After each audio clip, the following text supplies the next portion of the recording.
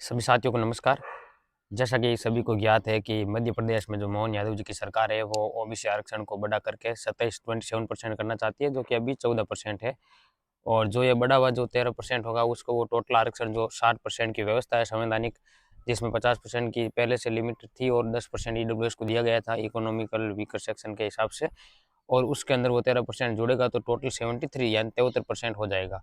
और उसके कारण क्या होगा कि जो सवर्ण है उनके लिए बहुत ही कम परसेंटेज बचेगा, और जो बाकी परसेंटेज बचेंगे 73 के बाद में भी उनमें भी सवर्ण के साथ साथ दूसरे सभी वर्ग कॉम्पिटिट कर सकते हैं।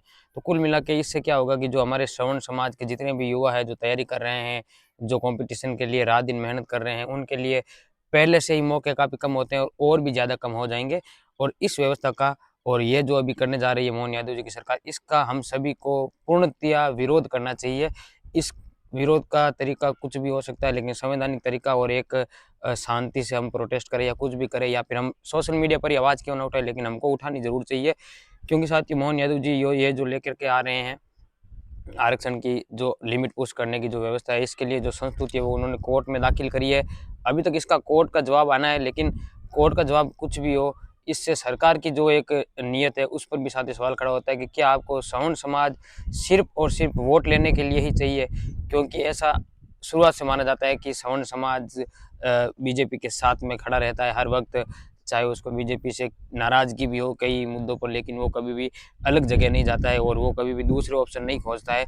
चाहे वो घर में बैठा रह जाएगा, वोट के दिन वोट नहीं देगा, लेकिन वो दूसरे ऑप्शंस को ट्राई नहीं करता है। ये हमारे समाज की सवर्ण समाज की शुरुआत से ही साथ ये एक आदत मानी जाती है, और इसी का हमको लगता है कि अब भारतीय जनता पार्टी की सरकार गलत फ़ायदा उठा रही है। कुछ भी कहें, अगर ये लिमिट पुश होती है तो हमारे समाज के युवाओं के लिए, युवाओं का भविष्य, हमारे बच्चों का भविष्य एक तरह से खत्म होता हुआ, गर्त में जाता हुआ नजर आता है। और ऐसा नहीं है कि जो ओबीसी सेक्शन के लिए जो वो आरक्षण बढ़ा रहे हैं उनको बहुत ही ज़्यादा इसकी ज़रूरत है, नहीं, उनके पास पहले से ही आरक्षण की व्यवस्था है। और उसके अंदर 38 यानी 38 जातियाँ मुसलमान की भी है, वो भी ये लोग क्लियर नहीं, स्पष्टीकरण उस पर भी नहीं दे रहे हैं। और उस संस्तुति में एक हलफनामा, एक एफिडेविट भी मोहन यादव जी की सरकार ने अलाइन किया था उनकी लीगल टीम में कोर्ट में, जिस हलफनामे के कुछ एक बिंदु ऐसे हैं कि भगवान राम जातिवादी है और सनातन धर्म के अंदर हमेशा से ओबीसी वर्ग का ऊपर अत्याचार होता आया है। और उसको ये हमको ये समझ नहीं आ रहा है कि उसका सरकार ऐसे स्पष्टीकरण दे रही है कि ये हमारी रिपोर्ट नहीं, ये 1973 की रिपोर्ट है। हाँ, ये 1973 की रिपोर्ट है, लेकिन ये आपकी संस्तुति में ये हलफनामा, ये एफिडेविट अलाइन कैसे रहा, उस पर वो कोई जवाब नहीं दे रही है।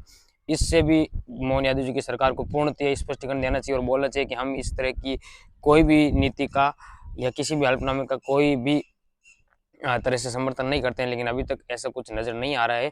स्वर्ण समाज से हमारी यही अपील है कि आप इसका पूर्णतः विरोध कीजिए, क्योंकि आज अगर हम आवाज़ नहीं उठाएंगे तो ये लिमिट 73 होगी और बाद में ये और भी बढ़ेगी। क्योंकि हालांकि कोर्ट इस पर हमें नहीं लगता है कि इसको पुश करने देगा, लेकिन इससे सरकार की मंशा नज़र आती है कि सरकार किस तरह से स्वर्ण समाज को एक तरह से फॉर ग्रांटेड ले रही है, और हमारे समाज के जो वोट है वो हमेशा से भारतीय जनता पार्टी को बहुतायत अधिकतर मिलते आए हैं, इस चीज़ की वो कदर करें। और मोहन यादव जी हो सकता है कि वहाँ पर अपनी एक राजनीतिक जो एक ग्राउंड है उसको मजबूत कर रहे हैं, ओबीसी वर्ग को खुश कर रहे हैं, लेकिन इससे स्वर्ण समाज का हनन हो रहा है और स्वर्ण समाज के युवाओं का भविष्य गर्त में जा रहा है।